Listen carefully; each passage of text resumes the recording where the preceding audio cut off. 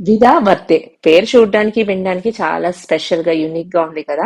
So Hyderabad లో latest గా Aparna mall open చేశారు కదా, అక్కడ మూవీ చూద్దామని వెళ్ళినప్పుడు నాకు ఈ షాప్ కనిపించింది.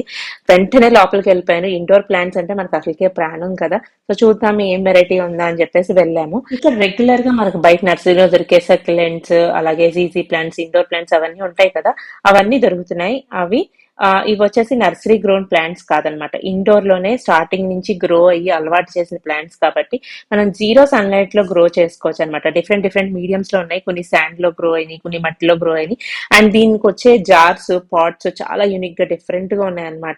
వీటికి మెయింటెనెన్స్ ఎంతలో అంటే వారానికి ఒకసారి కొంచెం వాటర్ వేస్తే సరిపోతుంది. సన్లైట్ లో పెట్టి తీయడం అలాంటివి కూడా ఏం నాకు చేయక్కర్లేదంట. నిజంగానే ఆశ్చర్యం కలిగించిన మొక్కలైతే ఇవి. గ్లాస్ జార్ లో పైన మూత ఉండంగానే ప్లాంట్స్ లోపల గ్రో అవుతున్నాయి. 6 నెలలకు ఒకసారి ఈ గ్లాస్ జార్ లో ఉన్న వాటర్ మారిస్తే సరిపోతుందంట. నాకైతే ఇవి నిజంగానే ఒరిజినల్ ప్లాంట్స్ అంటే నమ్మబుద్ధే కాలేదండి.